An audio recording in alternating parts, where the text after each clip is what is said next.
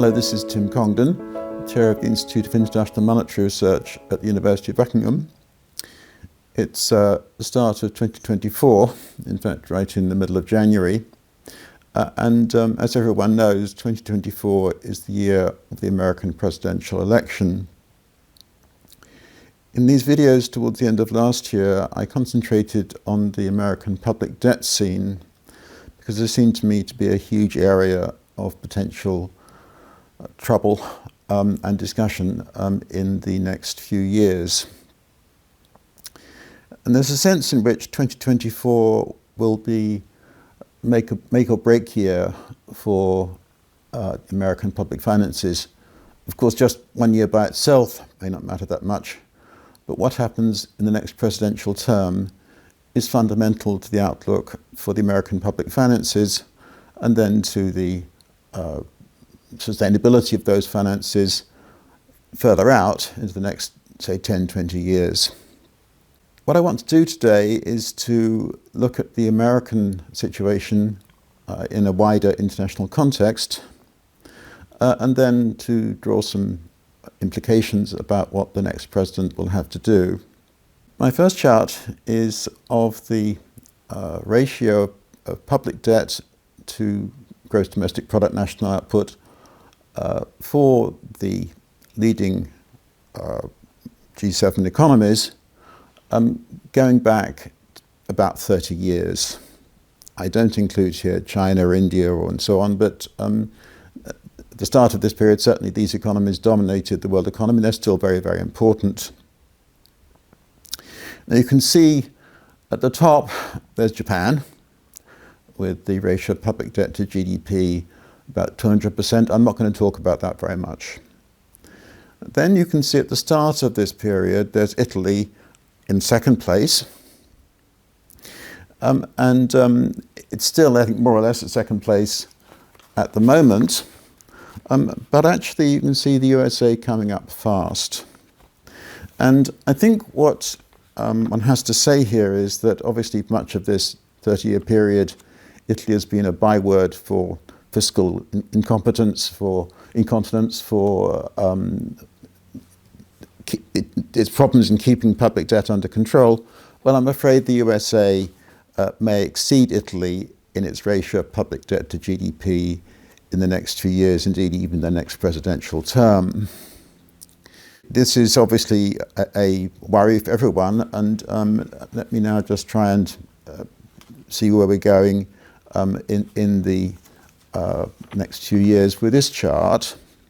This is the chart showing it's from the International Monetary Fund, the data from the IMF. You can see it's a structural deficit relative to GDP. That's the underlying deficit where you take out the effects of the business cycle.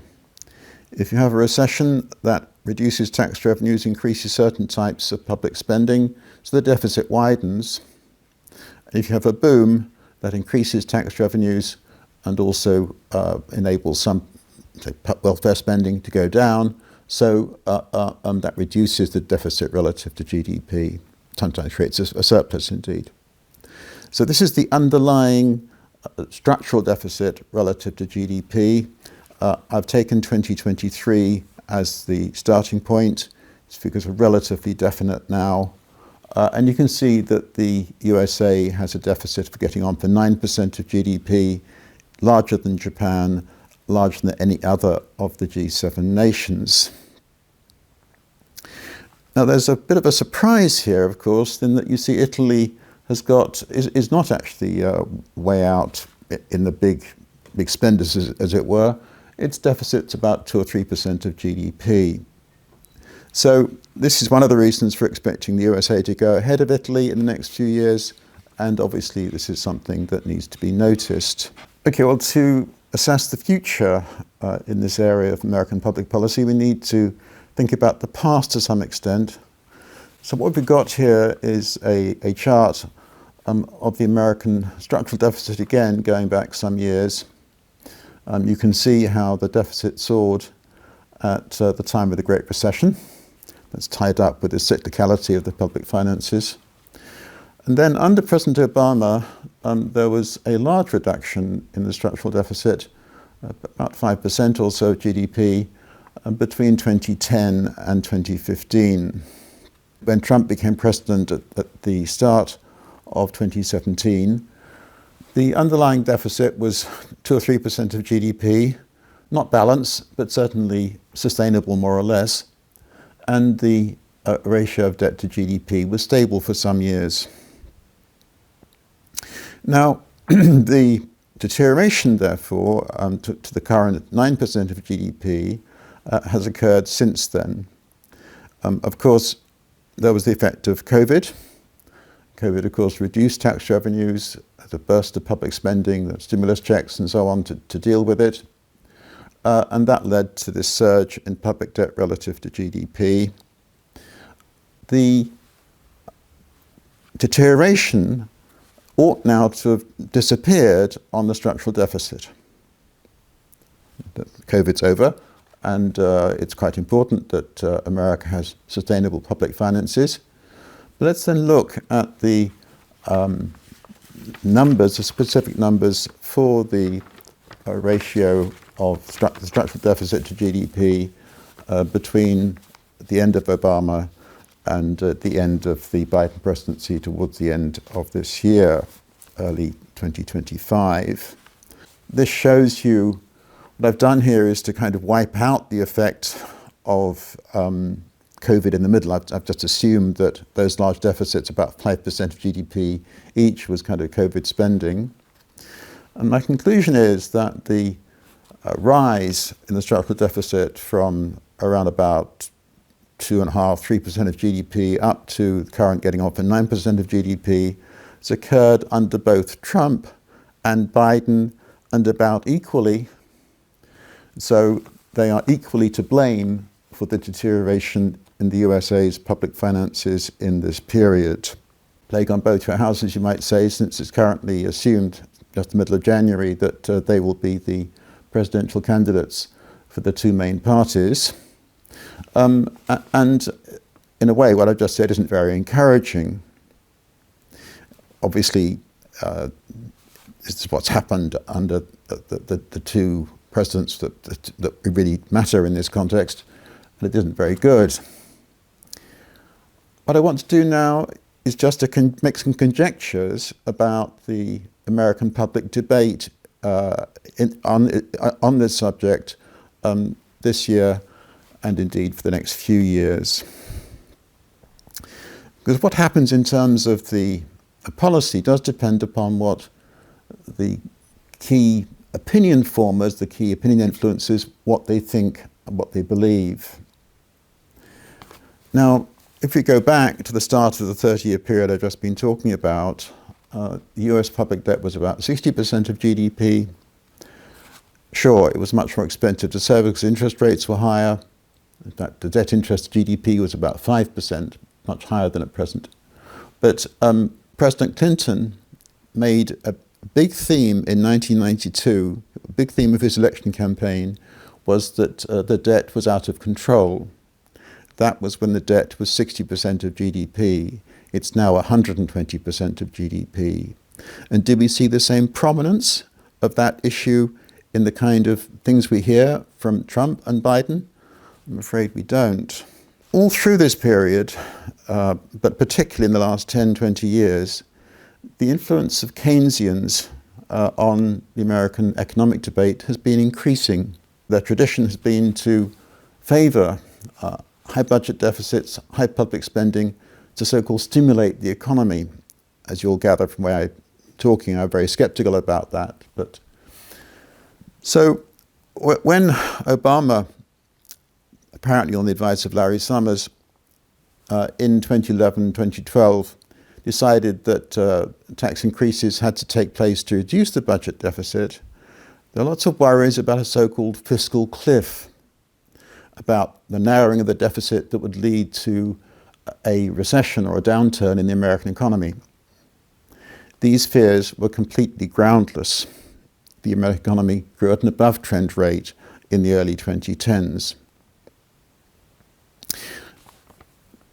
One of my worries about the prospects for US public debt in the next 2 years is that this kind of Keynesian hegemony, this sort of constant harping on about the possible supposed deflationary risks of so-called fiscal contraction, will again be a theme. And this will be one thing, one feature of the debate, which will prevent the necessary action to reduce the deficit. I think it's worth saying here also that one might like to think of the USA as having very strong public institutions, as having understood traditions of fiscal solvency, of the need to keep the deficit under control, to aim at least for a balanced budget. Well, I wonder, let's just be clear that in Congress there have been brinkmanship about raising the debt ceiling. It's been an opportunity for political theatre between the two main parties. And there's been worries that the debt ceiling won't be raised, that the government will be unable to pay its bills, this kind of thing. Hardly very reassuring in the larger picture. One has to say here that there's nothing certain about the USA returning to fiscal sanity, in my view. The laws of arithmetic, the laws of economics are just the same in North America as they are in South America. And if these deficits keep on piling up and the debt keeps on increasing, there'll be a need to pay higher interest rates to bondholders, and that will make the future deficits wider. If the debt keeps on rising relative to GDP, and if the interest rate on that debt keeps on rising because of investor uncertainty about whether they're going to get their money back, then this obviously is a very worrying situation for the USA and indeed the wider world. So I want, just before I conclude on all this, to say that let me concede to those who want to be optimistic about this situation that yes, modern democracies, despite the pressures, despite the demands from voters, despite the risks of populism at elections, they have kept deficits down over medium-term programs of fiscal consolidation. Even Italy still has a very serious public debt problem, but it has reduced its deficit. If you go back to the start of the 1990s, Canada also had a big problem with its public debt. It hasn't reduced the ratio of debt to GDP very much, but it has now got a low deficit relative to GDP. Its public finances are in relatively good shape, certainly better shape than most of the G7. So these things aren't inevitable. And as I said, Obama also reduced the deficit relative to GDP, and that's in the relatively recent past. The worry here, I think, has to be the extreme polarization of American politics at the moment. And although I'm sure you don't want to hear what my political views are, it seems to me frightening that tens of millions of people are prepared to vote for someone who courts of law may decide later this year is a criminal. And it's very disappointing, frankly, that we haven't got, in the coming presidential election, two candidates who care about the long-run solvency of the American government and the American whole system of law, order, and so on. This is something that has to worry everyone in the world, not just in the United States. Thank you.